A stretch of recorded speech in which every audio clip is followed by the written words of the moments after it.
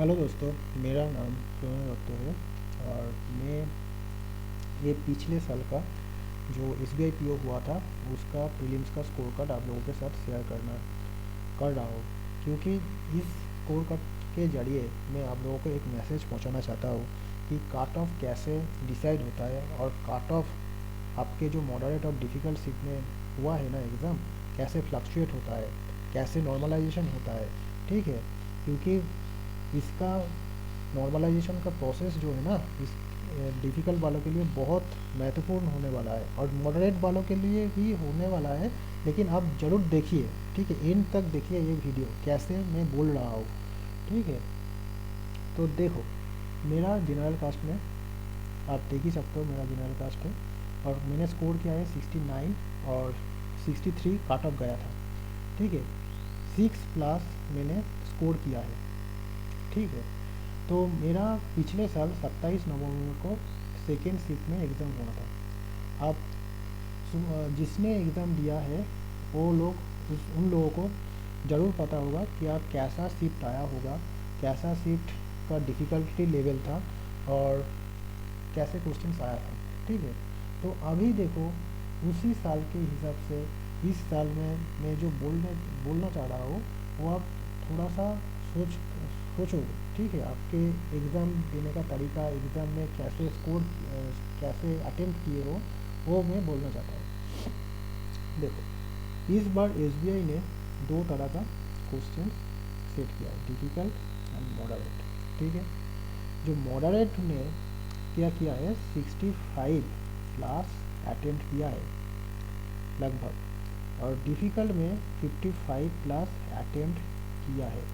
अभी देखो, जिन्होंने मॉडरेट में 80+ भी अटेम्प्ट करा है, मैं उसको कंसिडर नहीं कर रहा हूँ, और जिन्होंने डिफ़िकल्ट में 70+ अटेम्प्ट किया है उसे हम कंसिडर नहीं कर रहा, क्योंकि ये ज़्यादातर इन बच्चों के अंदर कंफ्यूजन है, काट ऑफ क्लियर कर पाएंगे या पर नहीं। ठीक है, तो देखो, पिछले साल आप लोगों को ये बात झूठ लग सकता है, लेकिन मैंने सिर्फ और सिर्फ 63 अटेम्प्ट किया था। ठीक है, और इंग्लिश में मैंने 21 बनाए थे, मैथ में मैंने सिर्फ 18 और रीजनिंग में मैंने सिर्फ 24 बनाए थे। ठीक है, अभी देखो, मेरा रीजनिंग और मैथमेटिक्स तो ठीक ठाक है, मतलब 100% लगभग एक्यूरेसी रहता है किसी भी एग्ज़ाम में। ठीक है, और अभी इंग्लिश में मेरा उतना अच्छा स्कोर नहीं कर पाता हूँ मैं। ठीक है, अभी देखो, 21 में से अगर 3 मिनिमम स्कोर अगर हट जाए तो 59 स्कोर बनता है मेरा। ठीक है, 59 स्कोर बनता है, रॉ स्कोर जो बोलता है। ठीक है, रॉ स्कोर मेरा 59 बनता है। तो अभी देखो, 59 स्कोर रहा होगा मेरा रॉ स्कोर, उसका कितना हुआ है, 69 हुआ है। मतलब +10 मान के चलिए, डिफ़िकल्ट शिफ्ट में मेरा एग्ज़ाम हुआ था, +10 नॉर्मलाइजेशन में बढ़ा है।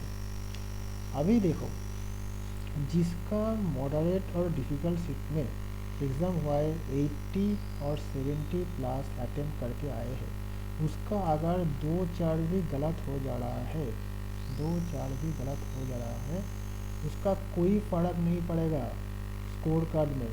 ठीक है, वो तो पास हो रहा है, इसलिए मैं इसको कंसिडर नहीं कर रहा हूँ।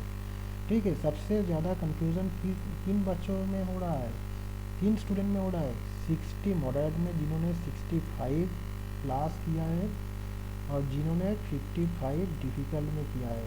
ठीक है, अभी देखो, अगर आपको एक्यूरेसी मॉडरेट वालों के लिए नहीं, डिफ़िकल्ट वाले, मॉडरेट वालों के लिए भी है लेकिन डिफ़िकल्ट वालों के लिए ज़्यादा है।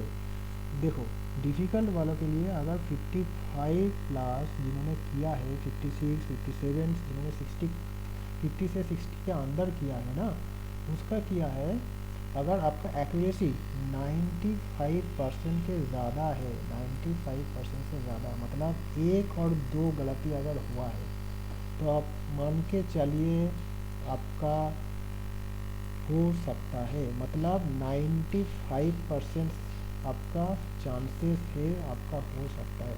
95% छोड़िए, आपका हो सकते है, आपका हो सकता है, आपका हो सकता है नहीं, हो गया, ठीक है, हो गया, ठीक है, हो गया, पूरा हो गया। क्योंकि अगर दो गलती होता है 55 वालों के लिए तो कितना स्कोर होता है, 52.5। आप मान के चलिए 10 नंबर आपको मारेगा, 62.5 होगा, ठीक है। अभी काट ऑफ बाद में बोलता हूँ कितना हो सकता है, ठीक है। और देखो 65 मॉडरेट वालों के लिए अगर दो गलती यहाँ पर हो रहा है, मतलब इसका भी 62.5 हो रहा है, ठीक है।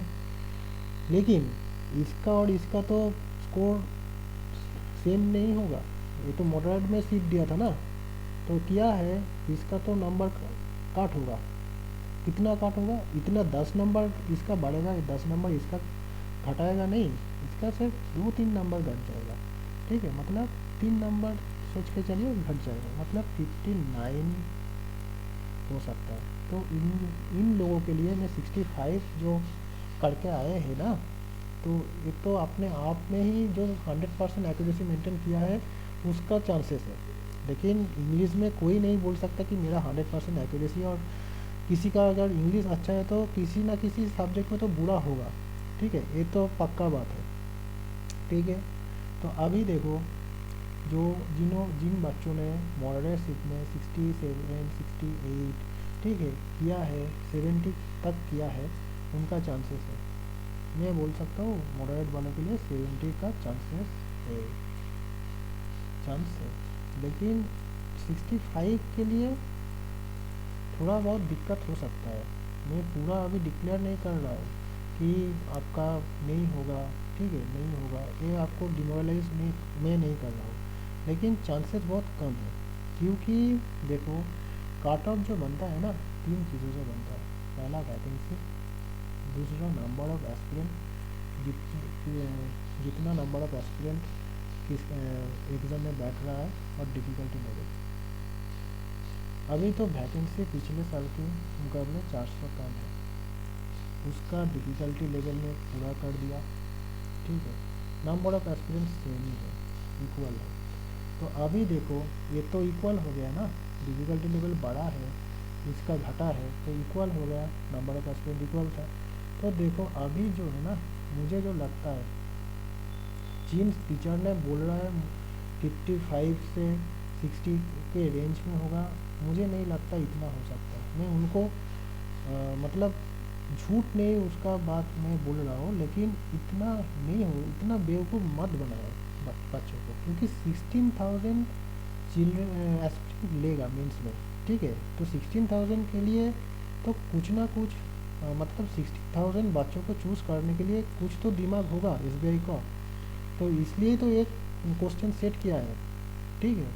तो देखो 63 पिछले साल काट ऑफ था, मुझे जो लग रहा है 60 प्लस होगा, लेकिन 65 से कम होगा, ठीक है, इसके अंदर रहेगा। अभी देखो ओबीसी एससी एसटी में अलग से नहीं बोल रहा हूँ, आप देख ही सकते हो पिछले साल में कितना डिफरेंस था, वही डिफरेंस इस साल में भी आप लेके चलिए, ठीक है। तो अभी जो है, तो 16,000 स्टूडेंट है लेगा, मेंस में कैसा डिफ़िकल्ट होगा, ये पूछने वाला बात है। देखो ये तो हर साल मल्टीपल ऑफ 10 लेता है, ये तो आप लोगों को पता है, तो मेंस में उतना फ़र्क नहीं पड़ेगा जो इसमें जो प्रीलिम्स में पड़ा है, जो जिसका, इसलिए मैं आप लोगों के ये शेयर करना चाहता था कि आपको ज़रूर एक दिमाग से क्लियर होना चाहिए बिफोर मेंस, क्योंकि अभी जो है 35 डेज बाकी है आपको एग्ज़ाम के लिए, मेंस में बैठने के लिए। तो एसबीआई क्या करता है, 15 से 10 से 15 दिन के अंदर जो एग्ज़ाम होता है मेंस के, उसके अंदर आपका स्कोर कार्ड या फिर रिज़ल्ट जो बोलो आपका रिलीज़ कर देता है, क्योंकि इसका एडमिट और स्कोर कार्ड एक ही दिन में होता है, लगभग एक दिन में नहीं आता है तो अगले दिन आ जाता है।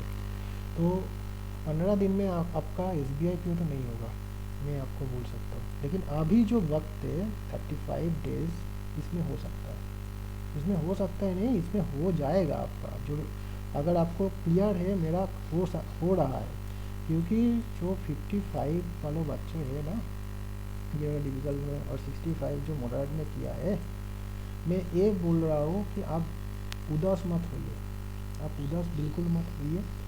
इस ये वाला तो बिल्कुल नहीं, ये वाला हो सकता है, लेकिन मैं ये इन वालों के लिए बोल रहा हूँ कि आप उदास मत होइए, क्योंकि आप लोग प्रिपेयर करते चलिए। क्योंकि अगर एसबीआई ने, ठीक है, एसबीआई ने आपको इस साल नहीं क्लियर करने का मौका दिया, तो अगले साल आप खुद क्लियर करेंगे, ऐसा मोटिवेशन लेके चलिए, ठीक है। क्योंकि प्रीलिम्स कुछ नहीं है, मेंस सब कुछ है, ठीक है। अगर प्रीलिम्स में 0.25 से ही अगर क्लियर कर रहे हो, तो इसका मतलब ये नहीं कि आप बुरे स्टूडेंट हो। आप मेंस में लगता है 25 प्लस स्कोर कर जाए, तो मेंस सबसे बड़ा बात है। तो उदास मत होइए, आप प्रिपेयर करते चलिए, जैसे एक बंदा कर रहा है आप भी करते चलिए, और कट ऑफ के पीछे मत भागिए, ठीक है। मैं आपको बोल सकता हूँ, आपको एश्योरेंस दे सकता हूँ, 60 से कम नहीं जाएगा, -60 नहीं जाएगा, 60 से 65 के रेंज में जाएगा कट ऑफ, ये मानिए। मेरा बड़ा भाई, छोटा भाई, जो भी आप हमें मानते हो एज ए एस्पिरेंट, जो भी हम मानते हो एज ए मोटिवेटर, तो आप ये मान के चलिए 60 से 65 के बीच में आएगा, ठीक है। आप उदास मत होइए, जिसका मतलब ये एक्यूरेसी आपको डुबा रहा है मॉडरेट वालों के लिए, वो उदास मत होइए। तो अभी देखो, मैं एसबीआई के बारे में अभी अब और बातें नहीं करेंगे, ठीक है। अभी हम एक चीज़ के बारे में और एक एग्जाम के बारे में बात करेंगे, वो है RRB PO and clerk. Clerk का तो पता है 2 जनवरी, एंड आरआरबी पीओ का भी रिजल्ट आया, क्योंकि 1 जनवरी संडे है, आपका रिजल्ट संडे में डिक्लेयर होगा, ठीक है। तो बहुत एस्पिरेंट जिन्होंने आरआरबी पीओ का इंटरव्यू दिया है, उनका स्कोर कार्ड कब तक आएगा? टुडे या फिर टुमारो? क्योंकि पिछले साल टुमारो, ठीक है, पिछले साल क्या हुआ था, 1 जनवरी डिक्लेयर किया गया था, 17 दिसंबर स्कोर कार्ड रिलीज़ किया था, ठीक है। अभी 22 दिसंबर है, मतलब आज तो पक्का है, टुडे तो एकदम क्लियर है, नहीं आज अगर नहीं आएगा तो कल आ जाएगा, ज़रूर आ जाएगा, क्योंकि इतना देर वो नहीं लगा था आरआरबी वालों में। एसबीआई का एग्ज़ाम हो रहा था, इसलिए उन्होंने देर कर दिया हुआ, लेकिन आज और कल तक आ जाएगा, ठीक है। और यही बात बोलना चाहता हूँ लास्ट में भी, कि आप उदास मत होइए एसबीआई वालों के लिए। मैं ये बात बोलना चाहता हूँ कि आप प्रिपेयर करते चलिए, आपको ज़रूर क्लियर होगा, आपको ज़रूर एग्ज़ाम कोई ना कोई क्लियर हो जाएगा। आप इसी का मेंस पकड़ के चलिए, क्योंकि यही एक मेंस है जो सभी मंथ्स का मतलब क्लियर करने के लिए इसका अप्रोच ज़रूरी है, ठीक है। तो अगर आपको इस वीडियो का अच्छा लगे तो सब्सक्राइब कर देना, और नहीं लगा अच्छा लगे तो क्या करेगा, तब भी कर देना, क्योंकि ये नया चैनल है, आपका भैया और जो भी है दादा, ठीक है, मोटिवेटर जो भी है, तो उसे सोच कर देना, शेयर कर देना, ठीक है। Thank you.